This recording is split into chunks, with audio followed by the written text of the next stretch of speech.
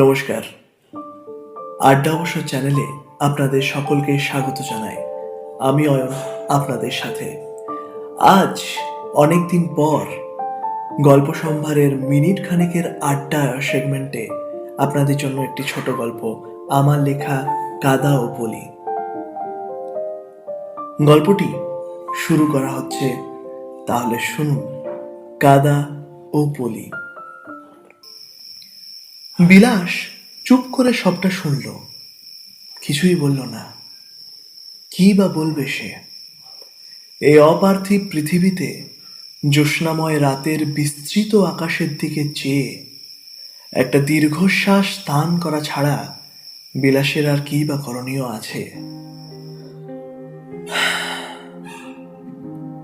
চাকরিটা চলে গেছে তার।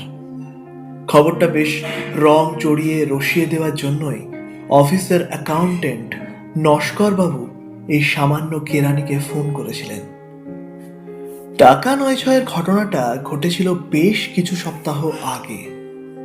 সবার আগে সন্দেহটা সবার ছোট পদস্থ বিলাসের ওপরেই পড়ে, এবং তারপর অনুঘটকের মতোই অফিসের কিছু সৎ মানুষজন ঘটনাটা এমনভাবে সাজায় যাতে যে কয় ভাগ সন্দেহের ভাগশেষের খাতায় ছিল তার সবটুকুই বিলাসের ভাগ্যফল হিসেবে পরিবর্তিত হয়।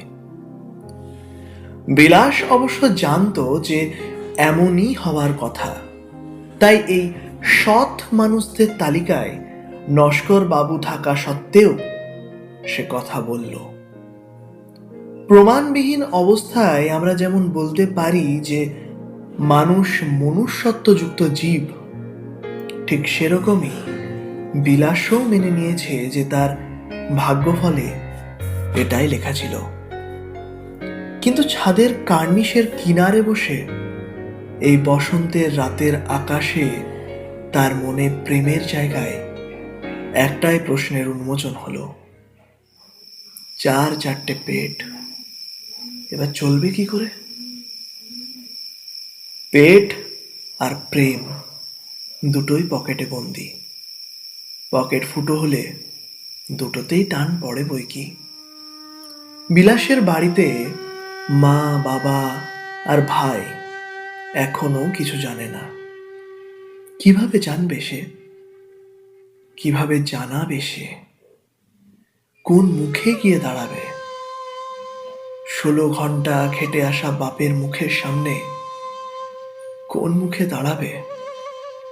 রান্নাঘরে উনুনের আঁচে নিজের জীবনের মূল্যবান সময়গুলো আহুতি দেয়া মায়ের মুখের সামনে কোন মুখে দাঁড়াবে?